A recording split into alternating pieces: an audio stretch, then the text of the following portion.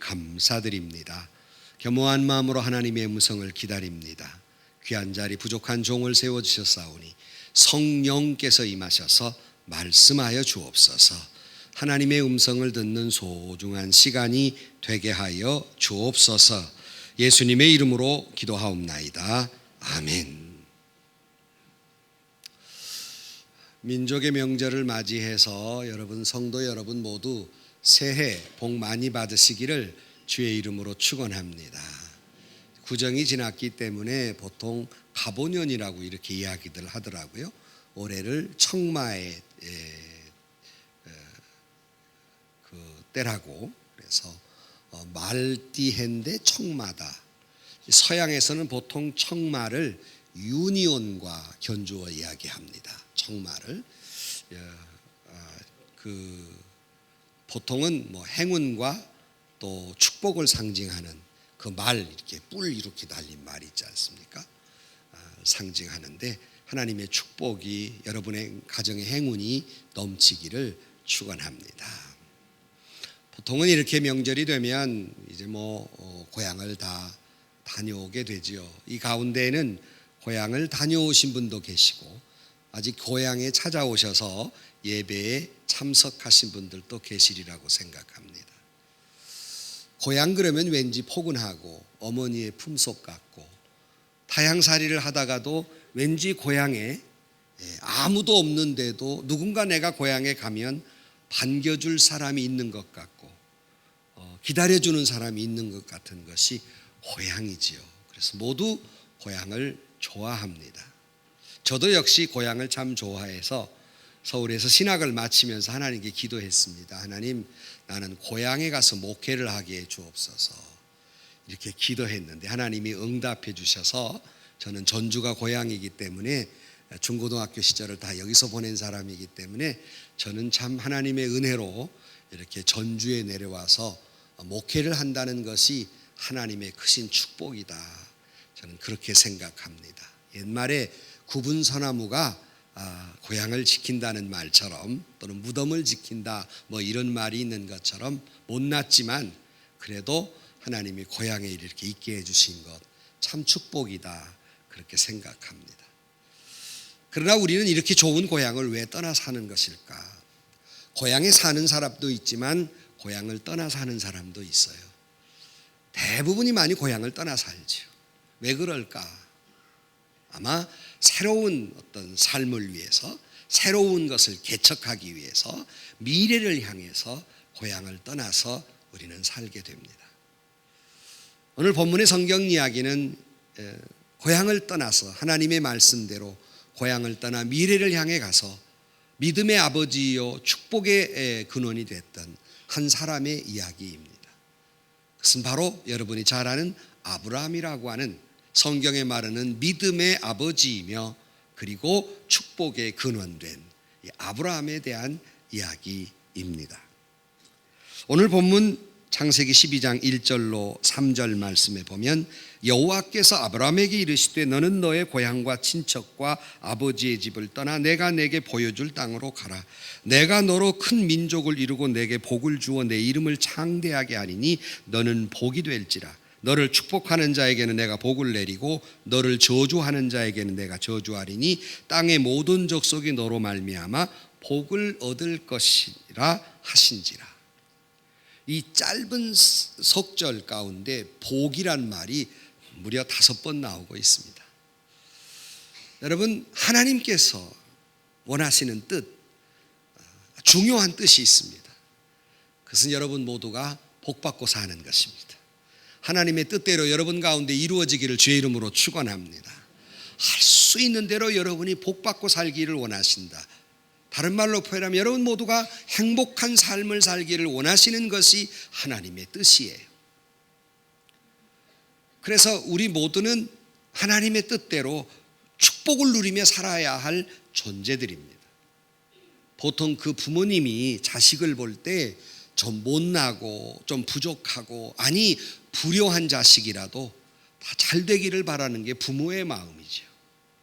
심지어 자기를 버리는 자식이라도 그 자식 잘 되기를 바라는 것이 부모의 마음이듯이, 우리가 좀 하나님 보실 때 못나고 부족하고 모자라도 하나님의 뜻은 모든 사람들이 복받고 사는 것, 복되게 사는 것을 원하신다 하는 것이에요. 저는 늘 구정 이 두 번 양력으로 새해 맞고 또 음력으로 새해 맞고, 저는 이것도 우리나라 행운이라고 봐요. 왜냐, 2014년 1월 1일 시작하면서 결단한 것 석주도 못 가서 다 잊어버렸는데 또 한 번 할 수 있거든요. 또 새해에 왔다 결심하게 되니까 우리에게는 두 번의 기회를 주시는 거예요. 다시 말하면 두 번째 새해 새 출발의 선상에 서 있다는 것입니다. 우리는 다시 한번 새해의 선상에 서 있으면서, 여러분은 어제 그제 서로 오랜만에 만나서 친척과 어른들에게 인사드리고 또 세배하고 또 덕담을 나누고 새해 복 많이 받으라, 우리 덕담 그렇죠. 교회 잘 나가라, 새해 복 많이 받으라, 이렇게 어른들이 덕담해 주고, 자손들은 새해 복 많이 받으시고 올해 건강하세요 라고 덕담을 서로 나눕니다. 우리는 새해를 다시 한번 시작하면서 오늘 성경에 있는 말씀대로 너는 복이 될지라 라는 말씀 속에 하나님께서 아브라함의 이야기를 통해서 우리에게 들려주시는 너는 복이 되라 라고 하는 축복의 말씀, 하나님의 음성을 듣는 이 시간이 되시기를 주의 이름으로 간절히 축원합니다. 너는 복이 되라, 옛날 번역에는 복의 근원이 되라라고 되어 있습니다만은 좀 더 원어에 가깝게 번역해 놓은 건 복이 되라라는 말이에요. 나는 복이 되라. 어떻게 하면 우리는 복이 될 수 있을까? 첫 번째, 우리가 복이 되려면 이 아브라함의 이야기를 통해서 하나님이 우리에게 들려주시는 첫 번째는 하나님의 음성을 듣는 사람이 복된 사람입니다. 그러므로 여러분 모두 2014년 가보년 여러분 모두 하나님의 음성을 들어서 복을 누리며 사는 복이 되는 여러분들이 되시기를 주의 이름으로 축원합니다. 여기 창세기 12장, 그런 머릿속에 다 흔히 기억해 놓을 것이, 창세기 12장은 아브라함을 하나님이 부르신 장이에요. 보통은 소명장이라 그럽니다. 소명장들이 있어요. 그런데 창세기 12장은 하나님이 아브라함을 부른 장. 여호와께서 아브라함에게 이르시되라가 창세기 12장 1절의 출발이에요. 여호와께서 아브라함에게 이르시되. 이게 왜 중요한 말인가? 아브라함이 하나님을 찾은 게 아닙니다. 하나님이 아브라함을 찾았어요. 중요한 말이에요. 하나님이 아브라함을 선택하고 하나님이 아브라함을 찾아서 하나님이 아브라함에게 말씀하셨습니다. 이것이 아브라함이 하나님의 음성을 듣고 새로운 출발선상에 놓이게 됩니다. 이 본문의 이야기를 사도행전 7장 2절 3절에 보면 하나님은 스데반을 통해서 이 이야기를 조금 더 자세하게 말씀하고 있습니다. 창세기 7장 2절 사도행전 7장 2절로 3절 말씀에 이렇게 말씀하고 있습니다. 스데반이 이르되 여러분 부형들이여 들으소서. 우리 조상 아브라함이 하란에 있기 전에 메소포타미아에 있을 때 영광의 하나님이 그에게 보여 이르시되 내 고향과 친척을 떠나 내가 내게 보일 땅으로 가라 하시니 아브라함이 갈대아 사람의 땅을 떠나 하란에 거하다가 그의 아버지가 죽음에 하나님이 그를 거기서 너희 지금 사는 이 땅으로 옮겼느니라 라고 말씀합니다. 즉 아브라함이 하란 땅에 있기 전에 메소포타미아 지역의 갈대아 우르 지역에 살던 사람입니다. 메소포타미아 지역의 갈대아 우르 지방에 살던 그에게 하나님이 찾아오셔서 하나님께서 말씀하시길 아브라함에게 너는 너의 고향 친척 아버지 집을 떠나라 말씀하시고, 아브라함은 그 하나님의 말씀을 들었다. 듣고 아브라함이 그 말씀을 듣고 그 말씀을 믿고 그 말씀에 순종해서 그가 복된 길을 걸어가게 된 것입니다. 성경은 하나님이 인간과의 커뮤니케이션, 소통의 방법으로 하나님이 선택하신 것이 있어요. 하나님이 인간과 선택하신 소통의 방법으로 무엇을 선택하셨나? 물론 형상으로 나타나셔서 모습을 보여주실 수도 있고, 어떤 이상한 현상을 통해서 우리에게 메시지를 주실 수도 있고, 때로는 성경에 보면 꿈에 나타나셔서 현몽해서 우리에게 메시지를 주시는 수도 있는데, 구약 성경에 보면 하나님이 인간에게 있어서 당신의 뜻, 메시지를 전하는 소통의 방법은 곧 말씀하시는 것이었습니다. 하나님께서 말씀하심으로 하나님의 뜻을 우리에게 말씀하고 계십니다. 그래서 태초에 하나님이 천지를 창조하시니라, 창세기 1장 1절 말씀에 보면 천지를 창조하셨는데 무엇으로 창조하셨죠? 말씀으로. 그래서 하나님의 역사하심과 하나님께서 인간과 커뮤니케이션하는 방법으로 하나님이 말씀하셨다라는 것이에요. 그러므로 우리는 중요한 것이 하나님의 말씀을 듣는 거예요. 이것이 굉장히 중요합니다. 보통 기독교와 캐톨릭을 유사하게 봅니다. 유사한데 아주 또 다른 점은 굉장히 많이 다른 점이 많아요. 특별히 캐톨릭에서 하나님의 뜻을 성도들에게 전하는 데 있어서 방법과 선택한 소통의 방법과 우리 개신교, 특별히 장로교회에서 성도 여러분들에게 하나님의 뜻을 전하는 방법과 굉장히 차이가 많습니다. 그 중에 캐톨릭은 성도들에게 하나님의 말씀을 전하는 방법으로 어떤 의전이나 또는 어떠한 형식이나 그림을 통해서 그들의 뜻을, 하나님의 뜻을 성도들에게 전합니다. 왜 캐톨릭은 그런 방법을 택했을까 하는 거예요. 거기에는 이유가 있습니다. 옛날, 지금 말고요, 옛날 캐톨릭은 라틴어가 거룩한 언어라고 생각했어요. 옛날에 우리나라 한글을 만들 때 한자가 귀한 것이다라고 생각했듯이 라틴어가 아주 거룩한 언어라고 생각을 했어요. 그래서 성경을 라틴어로만 기록했습니다. 그리고 신부님들은 라틴어로 된 성경을 읽었고, 또 강론이라고 그러죠. 그들의 강론을 곧 라틴어로 설교를 하셨어요. 그러면 일반 성도들은 어떠냐? 라틴어를 아는 사람은 아주 고위층 지식층이나 이런 사람이나 겨우 알 정도. 우리 영어 지금은 다 잘하지만 그저 20, 30년 전이면 아주 몇 사람만 한 시절처럼. 그런데 신부님들이 성경을 라틴어로 읽고 설교를 라틴어로 하니까 도무지 성도들이 무슨 말인지 알아듣지도 못하고 이해하지 못하니까 지금도 문맹이 있는데 당신을 오죽하겠습니까? 그러니 성도들에게 하나님의 예컨대 예수님의 일생을 이야기를 해야 되겠는데 라틴어로 설명을 하니 알아들을 길이 없어요. 그러니까 그림을 그려놓은 겁니다. 특별히 동방정교회 교회에 들어가 보시면 예수님의 일생이 사방으로 그려져 있어요. 글을 못 읽으니까 그림을 보고 이해하라는 것이죠. 신부님들이 설교를 라틴어로 하니까 이해 못하니까 앞에서 성찬 예식 같은 것을 거행하면서 모습으로 소위 설교를 하는 것과 같아요. 의전으로. 그래서 캐톨릭은 주로 보여지는 것으로 주로 소통의 커뮤니케이션을 했어요. 그렇다면 개신교, 루터가 종교 개혁을 왜 했나 하면 아주 처음의 시작은 단순했습니다. 캐톨릭에서 자꾸 라틴어로 된 성경을 말하니까 일반인들이 못 읽는다는 거예요. 그래서 루터가 주장하는 것이 뭐냐면 모국어로 된 성경을 만들게 해 주십시오 하는 거예요. 모국어로 된 성경을 만들어서 독일 사람은 독일 언어로 된 성경으로 읽게 해달라고 하는 요청이 종교개혁의 시작입니다.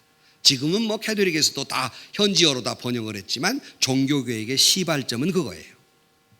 못 알아들으니까 독일어로 된 성경을 좀 만듭시다 라는 얘기예요.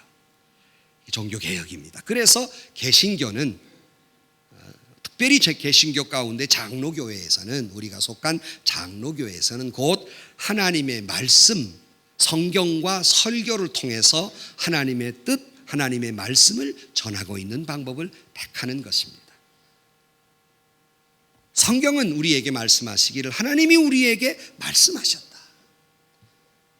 중요한 것은 우리가 하나님의 그 말씀을 듣는 것이 대단히 중요한 것입니다.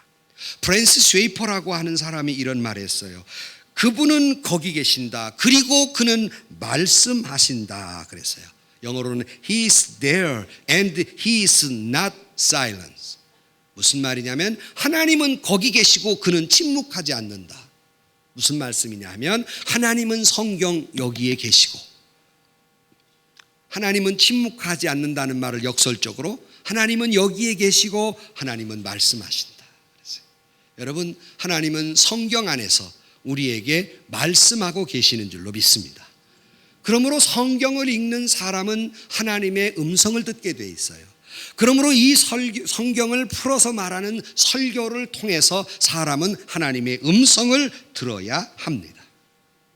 이것이 우리가 축복된 복이 되는 삶의 시작이다 하는 말씀입니다. 지금도 하나님은 여러분 성경을 통해서 우리에게 말씀하고 계시고 지금 이 시간에도 하나님은 비록 인간인 제가 설교를 하고 있지만 하나님은 이 설교 30-40분의 설교를 통해서 여러분 각 사람에게 주시는 메시지 음성이 있고 그 음성을 들으실 수 있기를 축원합니다. 우주에는 소리로 꽉 차 있어요. 문제는 주파수를 잘 맞추고 그 사이클을 맞추어야 그 소리가 들릴 수 있어요. 그러면 여기는 똑같이 말씀이 전파되고 있지만 여러분들이 하나님과의 사이클을 잘 맞추어서 주파수를 맞추어야 하나님의 음성을 듣는 것이에요. 그러나 설교는 똑같이 여기 선포되고 있는데 하나님의 음성을 듣는 사람이 있고 못 듣는 사람이 있어요. 사도 바울이 당시 세계의 수도인 로마에 가서 복음을 전하니까 이렇게 하나님의 말씀을 알아듣는 사람이 있고 하나님의 말씀을 전혀 듣지 못하는 사람이 있었어요. 그래서 사도행전 28장 26절 말씀에 일러스되 이 백성에 가서 말하기를 너희가 듣기는 들어도 도무지 깨닫지 못하며 보기는 보아도 도무지 알지 못하는도다. 이 백성들의 마음이 우둔하여져서 그 귀로는 둔하게 듣고 그 눈은 감았으니 이 눈으로는 보고 귀로 듣고 마음으로 깨달아 돌아오면 내가 고쳐줄까 함이라 하였으니 그랬어요. 듣기는 들어도 듣지 못하고 보기는 보아도 보지 못해요.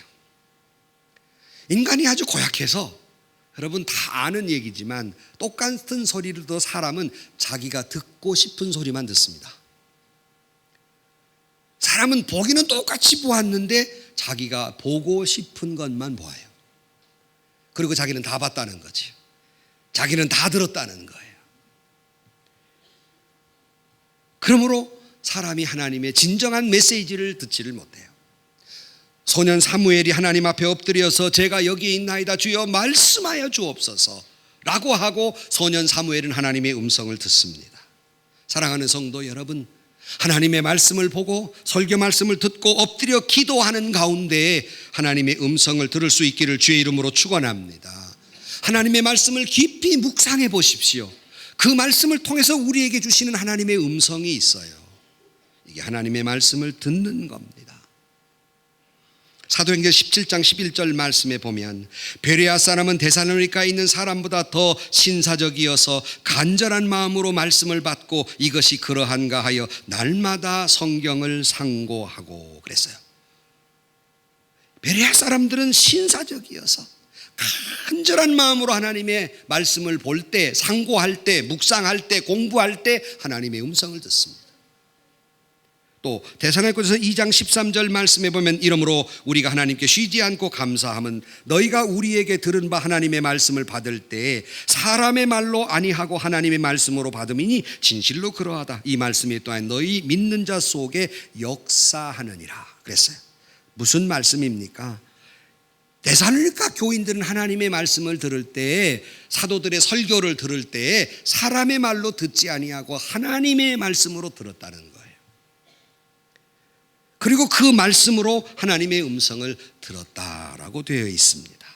여러분, 예배당에 오셔서 예배를 드리기 전에 기도하실 때 여러분 이렇게 기도하시는 여러 가지 기도의 제목이 있겠지만 그 중에 꼭 빼놓지 않아야 할 기도가 하나님, 오늘 또 목사님의 설교를 통해서 꼭 하나님의 음성, 하나님의 메시지를 듣게 해 주옵소서 라고 기도하셔야 됩니다. 제가 설교 전에 반드시 기도하는 내용 가운데에서 이 귀한 자리 부족한 종을 세워주셨사오니 성령께서 임하셔서 말씀하여 주옵소서. 하나님의 음성을 듣는 소중한 시간이 되게 해 주옵소서. 그냥 관용구로 하는 것이 아니라 이게 중요한 기도입니다. 제가 말씀을 하지만 여러분에게 들려지게 하시는 이는 성령님이시기 때문에 성령이 여러분의 심령마다 역사해서 하나님의 음성이 들려지게 해달라고 설교자도 기도하지만 그 말씀을 듣는 여러분도 성령의 내 마음에 오사 하나님의 음성을 듣는 시간이 되게 해달라고 기도하셔야 돼요. 그러실 때 이 앞에 서 있는 설교자도 설교를 잘해야 되지만 혹 조금 잘 못하고 좀 못나고 모자라도 하나님의 설교 말씀을 통해서 하나님의 음성이 여러분에게 들려지게 될 줄로 믿습니다. 그러므로 정말 아브라함과 같이 정말 복이 되는 사람이 되기를 원하신다면 2014년 하나님의 음성을 듣는, 하나님의 말씀을 듣는 저와 여러분들이 되시기를 주의 이름으로 축원합니다. 하나님의 말씀을 듣는 자가 복이 되는 사람이 됩니다. 그러면 여러분, 두 번째로는 하나님의 말씀을 들으면 뭐합니까? 중요한 건 그 말씀을 믿어야 하지요.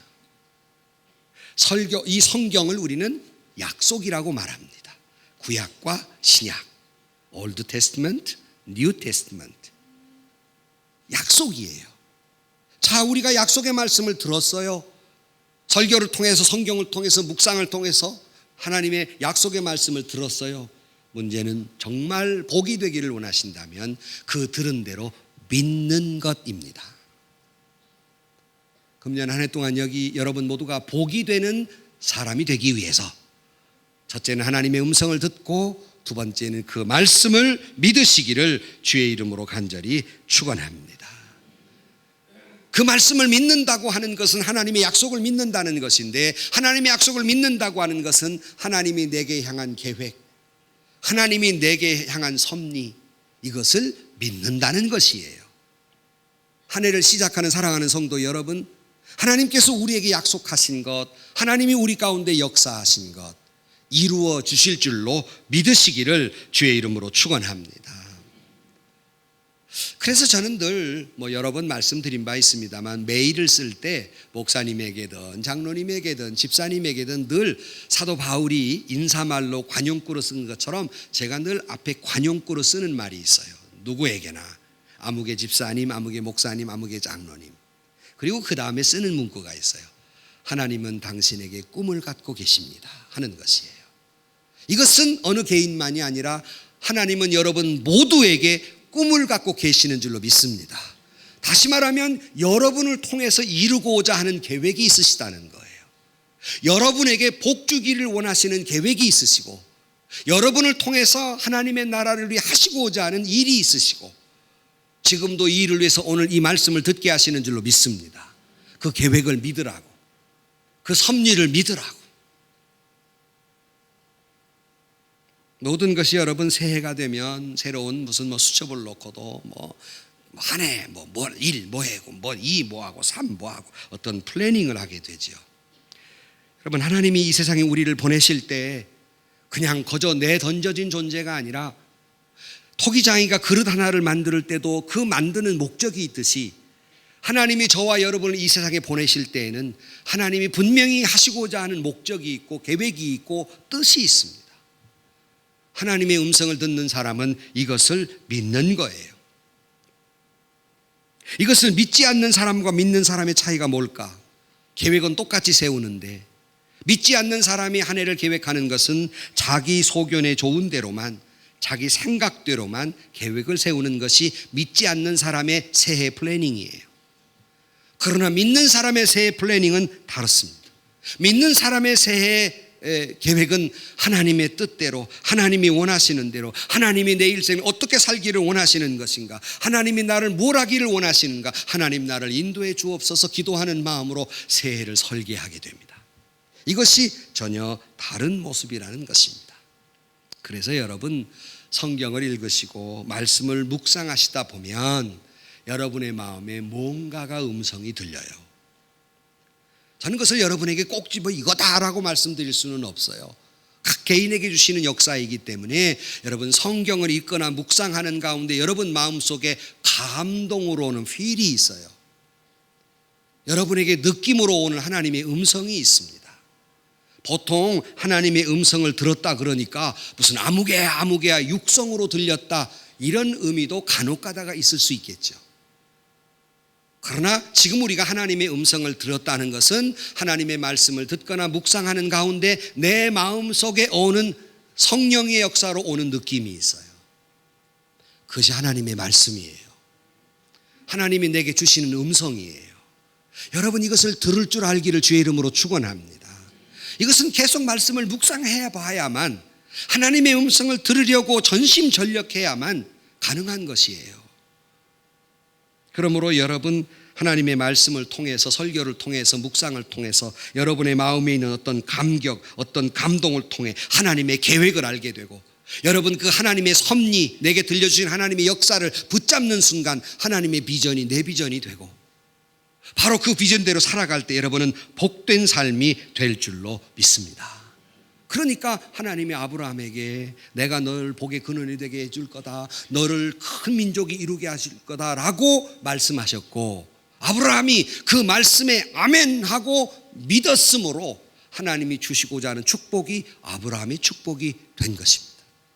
그러므로 여러분도 하나님이 여러분에게 계획한 것을 여러분이 믿고 그 말씀을 믿으면 곧 하나님의 약속은 여러분의 축복이 될 줄로 믿습니다. 그러므로 아브라함은 복의 근원의 출발점에 섰고 민족의 큰 민족이 되는 출발점에 섰고 하나님의 꿈이 아브라함의 꿈이 됐고 그는 이루게 됩니다. 여기 똑같이 예배를 드려요. 그리고 똑같이 이 설교 말씀을 듣습니다. 그러나 일어날 때는 두 종류의 사람이 생깁니다. 똑같이 하나님의 말씀을 들었지만 한 사람은 하나님의 말씀을 듣고 새 희망과 용기와 힘을 가지고 새로운 하나님의 섭리를 믿고 용기 있게 일어나는 사람이 있는가 하면 다른 한 종류의 사람은 아무 일도 일어나지 않습니다. 아무런 감동도 없습니다. 그냥 또 한 번 예배를 드렸을 뿐 매너리즘에 빠지고 오히려 힘이 잃어지고 낙심되고 근심과 걱정을 그대로 짊어지고 가는 사람이 있어요. 예배를 드리던 성경 공부를 하던 큐티를 하던 언제나 이 똑같이 두 종류의 사람이 생기게 됩니다. 왜 그런 것일까? 이 차이점은 어디서 오는 것일까? 왜 어떤 사람은 똑같이 예배 드릴 때 똑같이 하나님 성경 말씀 공부할 때 똑같이 큐티를 나눌 때 은혜 받고 가는데 왜 어떤 사람은 그렇게 아무런 변화도 없이 아무런 느낌도 없이 가는 것일까? 어디서 차이가 오는 것일까? 바로 그것은 그 말씀을 믿느냐 믿지 못하느냐의 차이입니다. 다시 말하면 믿음의 차이라는 것입니다. 그러므로 여러분이 정말 복받기를 원하십니까? 하나님의 음성을 들으시고 그리고 하나님의 음성을 들으셨다면 그 말씀, 그 계획, 그 섭리대로 이루어 주실 줄로 믿으시기를 주의 이름으로 축원합니다. 성경에 아브라함은 히브리서에도 보면 계속 나오는 말이 있어요. 이미 우리가 새벽에 살펴봤는데요. 믿음으로 계속 믿음의 선배들이 순종했던 것은 10번 100번 믿음으로 by faith 믿음으로 순종했다라고 히브리서에 계속 기록이 되어 있습니다. 다시 말하면 이 차이점은 믿음이었다는 것입니다. 아브라함이 순종할 수 있는 상황에서 순종한 게 아닙니다. 아브라함은 전혀 순종할 수 없는 어려운 상황 속에서 그는 믿었으므로 하나님의 말씀에 그 계획대로 순종하게 된 것입니다. 금년 한 해도 여러분 하나님이 여러분을 향한 플랜이 있어요. 금년 한 해 꼭 여러분 각 개인을 통해서 이루고자 하는 플래닝이 있어요. 그거 어떻게 합니까? 말씀을 하나님의 음성으로 들으십시오. 말씀을 보고 설교 말씀을 듣고 믿으십시오. 여러분 마음속에는 감동, 섭리, 역사, 필이 있어요. 하나님의 꿈이 여러분의 꿈이 돼서 2014년 가보년 하나님의 꿈을 이루게 되는 복이 되는 여러분들이 되기를 주의 이름으로 축원합니다. 세 번째로는 하나님의 음성을 아브라함이 들었어요. 그 말씀대로 아멘 했어요. 그다음 뭐가 필요할까요? 순종이 필요한 것이죠. 아멘 하면 그대로 살아야죠. 믿고 뿔떡 일어나 걸어나가야죠. 이것이 없으면 아무런 역사도 일어나지 않습니다. 아까 말씀드린 대로 아브라함은 순종할 수 있는 상황에 순종한 것이 아니라 순종하기 어려운 상황에 그는 순종을 해요. 너는 본토와 친척과 아비집을 떠나라 그랬어요. 고향과 그리고 아버지의 집을 떠나라. 고향을 등져라라고 말해요. 여러분 아까 모두의 말씀 드렸어요. 고향을 등지기가 쉽습니까? 고향이란 그의 잔뼈가 긁어왔고 그의 삶의 터전이었습니다. 이걸 바꾸라는 거예요. 너의 삶의 터전을 바꾸어라. 그는 바꿨습니다. 오늘 아침 여러분의 삶의 터전을 바꾸는데 우리가 삶의 터전이 어때서요? 우리의 삶의 터전이 세상에 있었다면 여러분의 삶의 터전을 바꾸시기를 주의 이름으로 축원합니다. 세상 중심의 삶을 살았다면 하나님의 말씀 중심, 하나님의 교회 중심으로 여러분의 삶의 터전을 바꾸시기를 주의 이름으로 축원합니다. 또 하나는 친척이라 그랬습니다. 친척은 나의 삶에 영향을 주는 사람들이에요. 여러분 지금까지 여러분의 삶에 좋지 못한 영향을 준 사람들이 있어요. 가보년 새로운 시작을 하면서 우리는 다 압니다. 일일이 부모가 말하지 아니해도 여기 학생들이 있지만 일일이 부모님이 말하지 아니해도 내가 가까이에서는 안 될 친구가 있어요. 아니 성인들도 아시는 대로 내가 그 사람 가까이 해서는 할 것이 죄밖에 없다는 걸 아는 사람들이 있어요. 사회생활 때문에 어쩔 수 없다는 말을 하겠지만 여러분에게 삶에 잘못된 영향을 끼치는 사람으로부터 떠나시기를 주의 이름으로 축원합니다. 아직도 늦지 않았어요. 그 다음 보면 아버지의 집이라고 그랬어요. 여러분 세상에 이 세상에 나에게 가장 큰 버팀목 아버지예요. 여러분 옛날 아버지들은 두려움의 대상이 있죠. 그렇지만 아버지란 존재는 돌아가신 후에 두고두고 생각나는 게 아버지란 존재다. 이때 아버지가 살아계셨더라면 얼마나 좋았을까. 내가 이 답답할 때 상이라도 하고 나에게 지혜로운 말이라도 구했을 텐데 아쉬울 때가 참 많지요. 이처럼 아버지의 집은 대단히 가장 힘이 되고 가장 의지가 되고 가장 큰 도움을 주는 것이 아버지예요. 근데 이걸 떠나라는 겁니다. 여러분 그동안 무엇을 의지하며 사셨습니까? 돈입니까? 권력입니까? 쾌락입니까? 이걸 떠나시기를 주의 이름으로 축원합니다. 뭘 의지하며 살라는 것인가? 오직 하나님만 의지하시기를 주의 이름으로 축원합니다.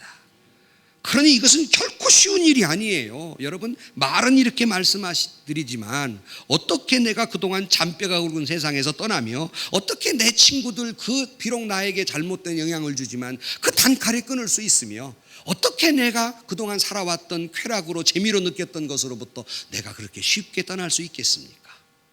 쉽다면 다 착한 사람이 됐겠죠. 어려운 건 사실입니다. 그걸 모르고 말씀드리는 것이 아닙니다. 그럼에도 불구하고 여러분 떠나라 할 때 아브라함은 어렵지만 떠나는 결단이 있었어요. 순종이 있었어요.